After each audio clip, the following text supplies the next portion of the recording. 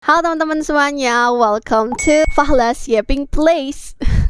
Dan hari ini aku mau ngobrolin tentang muncul aja pemikiran bahwa sebelumnya kan ketika SD sampai dengan SMA tuh aku biasanya pakai buku yang big boss gitu ya buat nulis catatan semua guru lah.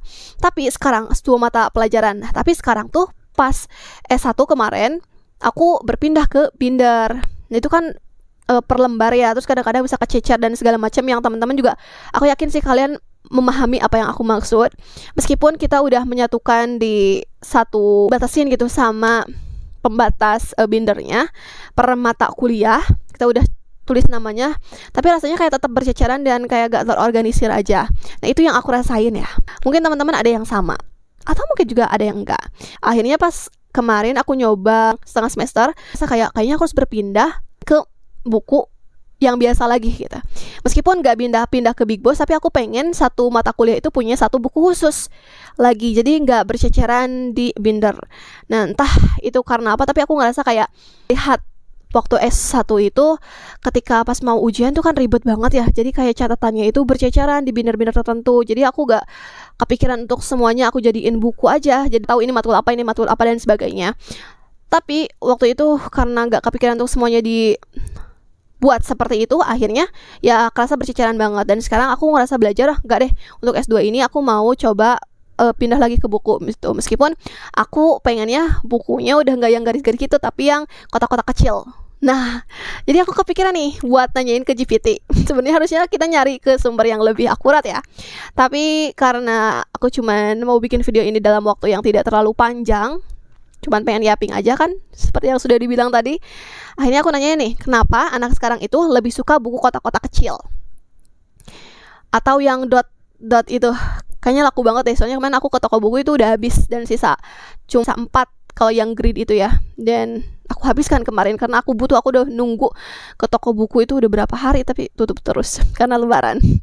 Nah katanya yang pertama lebih membantu organisasi tulisan karena lebih lurus, ukuran huruf konsisten jadinya, mudah bikin tabel, diagram, grafik, mind map, cocok untuk matematika, catatan visual, bullet journal.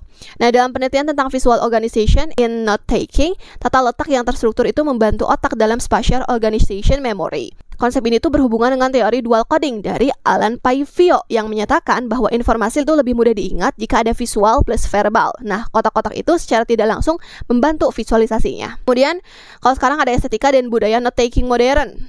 Mungkin kita terbiasa ya ngelihat hal-hal yang baunya demikian, kayak misalkan sekarang lagi tren studygram, bullet journal, aesthetic notes, Cornell Notes, mind mapping, dan sebagainya. Jadi bukan cuma nulis, tapi visual thinkingnya itu ada.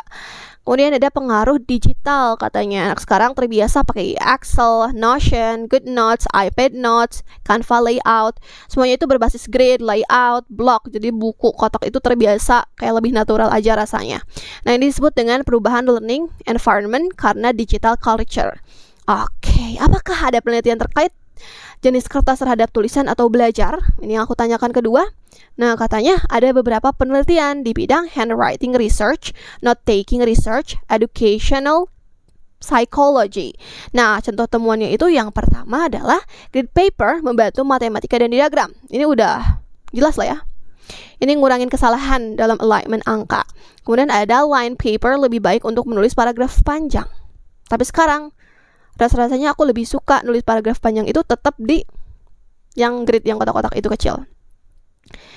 Oke, di sini disebutkan bahwa masing-masing buku itu ya punya fungsinya masing-masing.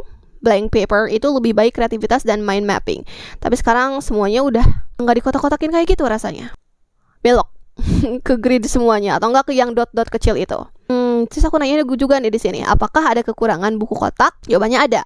Kekurangan grid note itu yakni tulisan bisa terlalu kecil, orang jadi fokus ke estetika bukan isi. Setuju? Menulis paragraf panjang kurang nyaman? Gak setuju? Bisa membuat tulisan kaku? Gak setuju? Tidak melatih free writing? Setuju?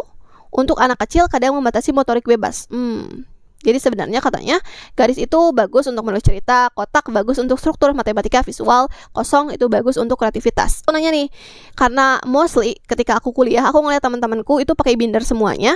Nah, jadi aku tanya nih, kenapa anak kuliahan lebih suka binder?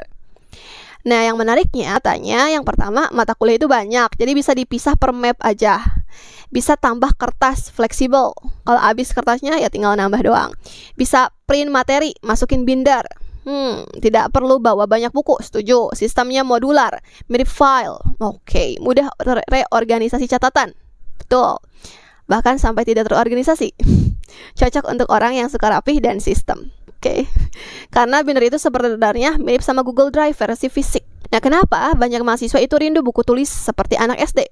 Ini aku saat ini. Katanya ini lebih ke psikologis dan nostalgia belajar.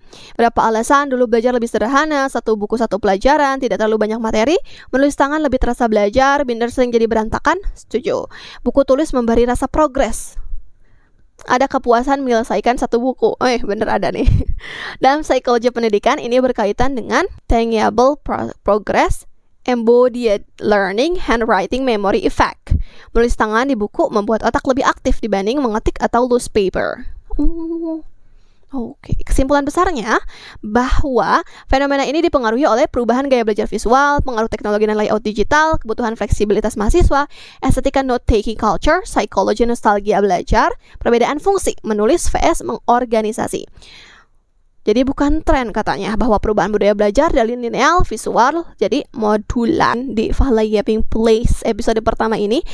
Dan teman-teman, kalau di kampus kalian semuanya, kira-kira anak-anaknya yang meskipun kita bawa tab gitu ke kampus, apakah teman-teman yang lainnya itu nulis di tab atau tetap nulis di catatan kertas biasa, catatan fisik gitu?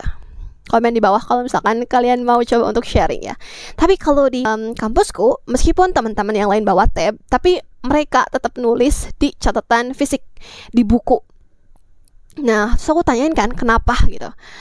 Karena emang rasanya lebih nyaman dan lebih enak aja. Oke, berarti preferensi kenyamanan ya seseorang. Terus aku juga pernah dengar suatu penelitian membandingkan antara teman-teman yang nulis di buku fisik dengan yang non fisik.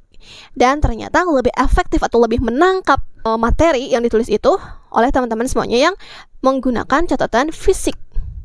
Nah, untuk penelitiannya aku sebenarnya hanya mendengar dari Ibu Stella ya. Ibu Stella Christy, Wakil Menteri Pendidikan Tinggi, Sains, Teknologi, dan Republik Indonesia.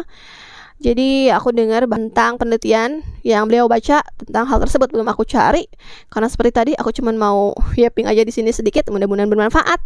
Dan kalau ada yang lain hal yang sama dan apa yang aku rasain sekarang, boleh bilang setuju di bawah ya teman-teman semuanya. Nanti kita akan ketemu lagi di Fahla Yaping Place berikutnya. Bye bye, see you later everybody.